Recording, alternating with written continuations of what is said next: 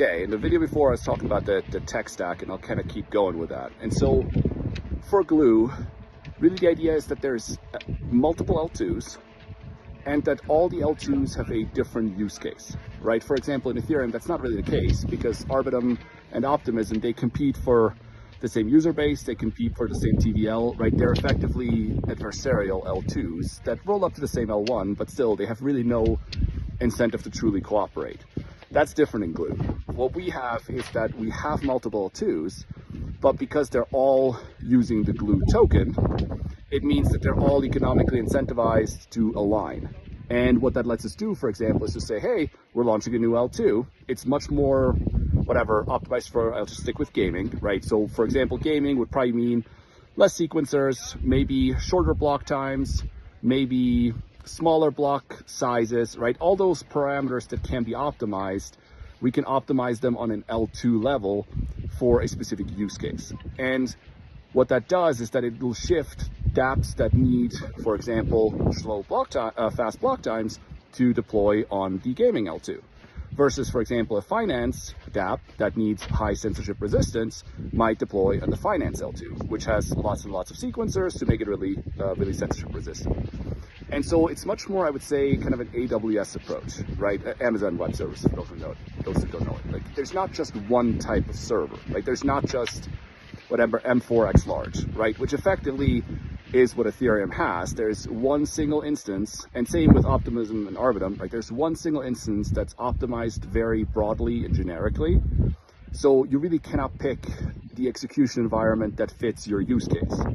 And in Glue, you can. You can pick the L2 that has the, again, more or less sequencers, shorter or faster block times. For example, if you're doing a rollup and you don't care about block times, you might care much more about the size of a block. And so we could have an L2 that has 10-minute block sizes. Our EVM one has 6 seconds, but we could build one that has 10 minutes, has really large blocks, and it would take obviously longer to settle, but it might be a lot cheaper. And so those type of optimizations really only work in our ecosystem because all the L2s are on the same page, right? All the L2s are, they're all glue L2s. They all use the glue tokens. So they're all economically incentivized to collaborate instead of to try to poach TVL, developers, etc. from each other.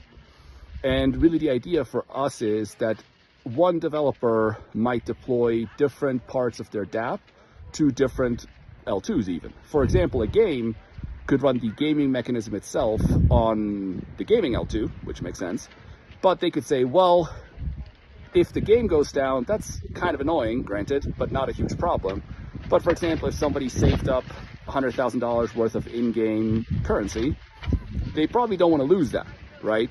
And so what they could do is they could launch the game on the gaming L2, but they could issue the asset on either our asset transfer chain or on the finance L2, which would then give them a lot higher censorship resistance, and it would give them, it would be more expensive and it'd be probably slower, but it would have different trade-offs that they could benefit from.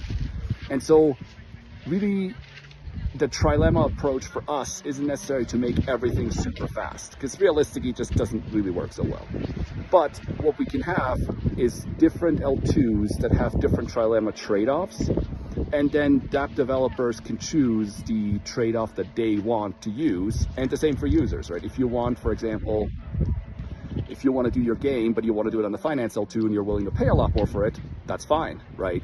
So that's really kind of the high level idea. And again, back to AWS, that's how it works there, right? You have an instance that's GPU optimized. You have an instance that's memory optimized. You have an instance that's compute optimized. And so it really lets you pick different server instances, and it lets you assemble them however you need them for your dApp. And that's really the idea that we're going with here.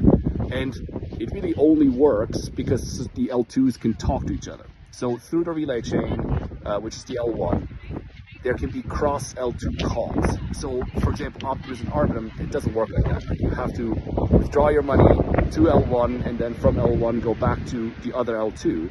Doesn't work like that for Glue. You can on one L2 make a call to a different L2 and it settles through the L1.